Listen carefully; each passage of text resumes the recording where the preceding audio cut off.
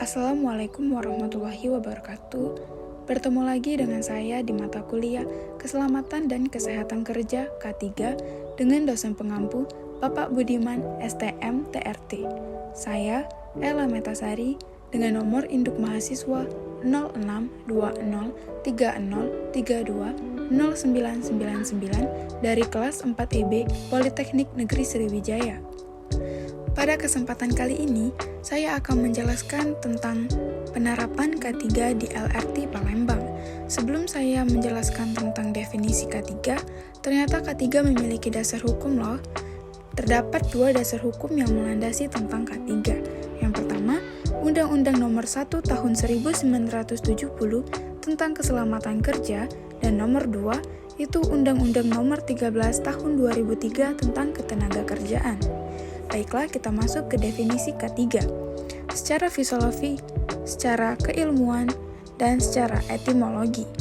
Keselamatan dan kesehatan kerja atau yang biasa kita sebut dengan K3 adalah semua kondisi dan faktor yang dapat berdampak pada keselamatan dan kesehatan kerja, tenaga kerja, maupun orang lain. Seperti kontraktor, pemasok, pengunjung, dan tamu di tempat kerja. Baiklah, selanjutnya ada tujuan dan manfaat dari penerapan K3. Tujuan dari penerapan K3 yaitu menciptakan tempat kerja yang aman, sehat, dan bebas dari pencemaran lingkungan dengan memelihara dan melindungi kesehatan, keamanan, dan keselamatan tenaga kerja, sehingga dapat mencegah atau mengurangi terjadinya kecelakaan dan penyakit akibat kerja, dan pada akhirnya dapat meningkatkan sistem efisiensi dan produktivitas kerja. Sedangkan manfaat penerapan K3 itu terbagi menjadi 9, yaitu pertama, pekerja memahami bahaya dan resiko dari pekerjaannya. Yang kedua, pekerja memahami tindakan pencegahan agar tidak terjadi kecelakaan. Yang ketiga, pekerja memahami hak dan kewajibannya khususnya dalam peraturan terkait dengan keselamatan dan kesehatan kerja. Yang keempat, pekerja mengetahui bagaimana bertindak dalam keadaan darurat seperti kebakaran, gempa, kecelakaan, dan sebagainya. Yang kelima, pekerja mampu berpartisipasi untuk membuat tempat kerjanya lebih aman. Dan yang keenam, pekerja dapat melindungi rekan kerjanya dari resiko kecelakaan kerja. Yang ketujuh, pekerja mampu untuk menghindari keluarganya dari penyakit-penyakit yang mungkin bisa tertular dari tempat kerja. Yang kedelapan, pekerja mampu untuk tetap memiliki penghasilan.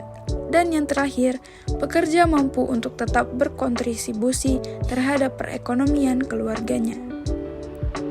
Baiklah, selanjutnya terdapat sasaran K3 dan standar keselamatan kerja dari proyek pembangunan LRT Palembang. Jadi, sasaran K3 ini terbagi menjadi dari 3 bagian. Yang pertama, menjamin keselamatan pekerja dan orang lain. Yang kedua, menjamin keamanan peralatan yang digunakan. Yang ketiga, menjamin proses produksi yang aman dan lancar. Baiklah, selanjutnya di standar keselamatan kerja itu terbagi menjadi 4. Yang pertama, perlindungan badan yang meliputi seluruh badan. Yang kedua, perlindungan mesin. Yang ketiga, pengamanan listrik yang harus dicek secara berkala. Dan yang terakhir, pengamanan ruangan seperti sistem alarm, alat pemadam kebakaran, penerangan yang cukup, ventilasi yang baik, dan jalur evakuasi khusus yang memadai.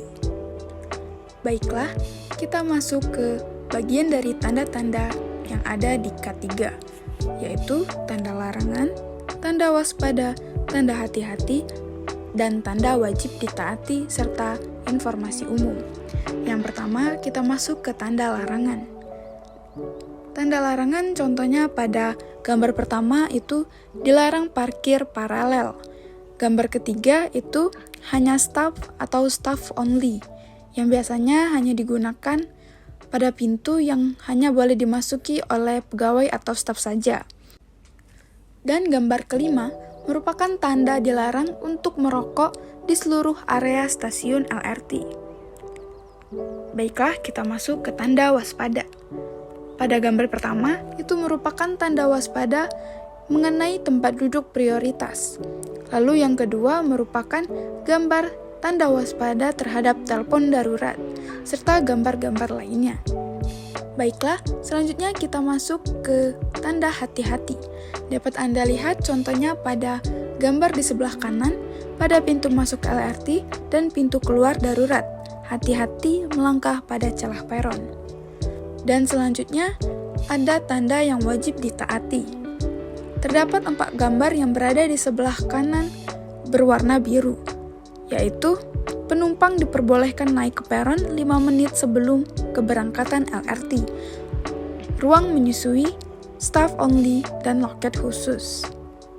Dan yang terakhir merupakan informasi umum, seperti terima kasih Anda tidak bersandar pada tombol ini, wajib pakai masker, cuci tangan dulu, jaga jarak, mohon maaf atas ketidaknyamanannya, dan informasi-informasi lainnya mengenai tentang LRT.